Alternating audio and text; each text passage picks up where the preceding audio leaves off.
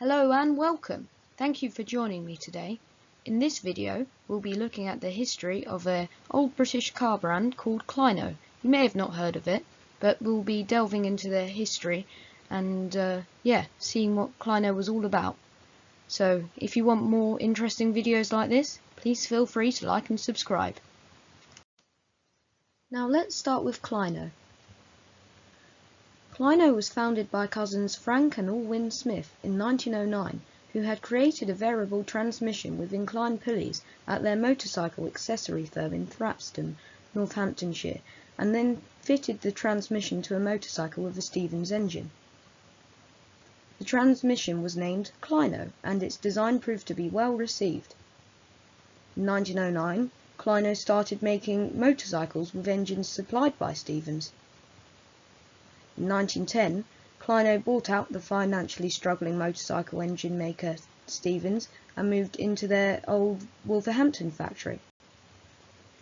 And before World War I, Clyno even experimented with creating a light car, but this didn't get to the production stage. So everything happened quite quickly in the early years for Clyno, and they were doing quite well and proved to be quite a successful business.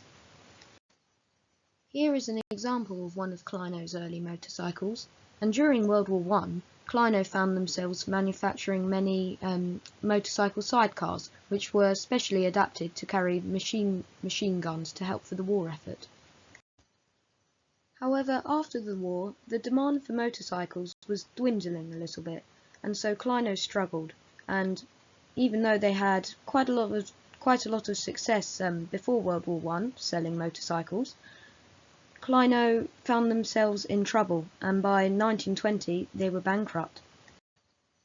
Alwyn had left Clyno in 1916 after a disagreement with Frank, and even though things looked quite a dire situation really in 1920 for Clyno with their bankruptcy, Frank didn't lose hope, and by 1922 a new Clyno company was formed to mass produce cars.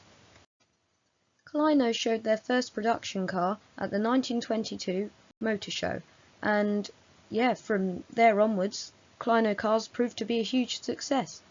And motorcycles were still produced at this point until I think it was about 1924, but it was cars that saw the majority of profits for the company. By 1926, Clyno was the UK's third largest car manufacturer behind Austin and Morris, and this was a really big achievement. With all of this success, Clyno needed to expand, so they built another factory in Bushbury on the outskirts of Wolverhampton. Clyno produced a variety of different car models during their relatively short life as a car manufacturer, and they were all generally well regarded, just as good as any other Austin or Morris that you would see, I would say, really, from when they as a car when they were new. And this model here is a 1928 two-seater model, so one of the later Clynos. All in all, Clyno managed to sell 40,000 cars and 15,000 motorcycles during its life. But even though Clyno were still having quite a lot of success with selling their cars, they were struggling to keep up with the rising costs of the way of the world at the time, and this put the company into trouble. Clyno had always had their links with the Rootes Group as well, and this was because of the Rootes Group's help when it came to exporting Clynos in other markets. They had a good distribution network. But a new kid was on the Rootes Group block, and that was Hillman, and this certainly didn't help the dire situation of, once again, the struggling Clyno company.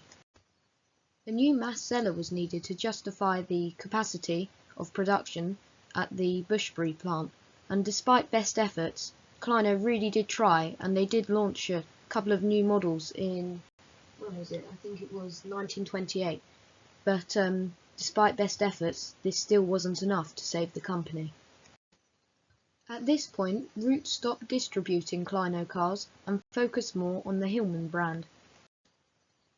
Due to the very uneconomic situation that Clyno got itself into, a receiver was called in February of 1929, and by August of that year, the whole company was wound up. It was quite a sad ending to, I think it was quite a nice marque really, but a lot of car companies ended this way, with financial issues, and yeah, in the end they were £175,000 in debt.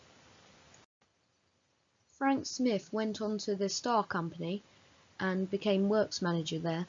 Star was another British car company, if you haven't heard of it, that existed, around this time. One of the cars that Clyno was up against during their existence as a car manufacturer was Austin's cheeky little 7.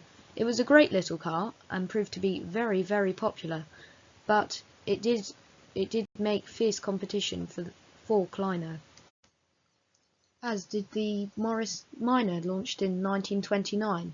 And yes, I'm not getting confused with the Morris Minor that was introduced in 1948 and finished production in 1971. That was designed by Alec Izigonis. No, I'm not getting confused with that. There was another Morris Minor around from 1929, and even though that was launched the year Clyno went out of business, this still put more pressure on Clyno financially, as it took away more of the sales from Clyno, and it had, it was still, the little Morris was a reasonably priced and durable little family car. And that's the story of Clyno. Thanks for watching. Please feel free to like and subscribe.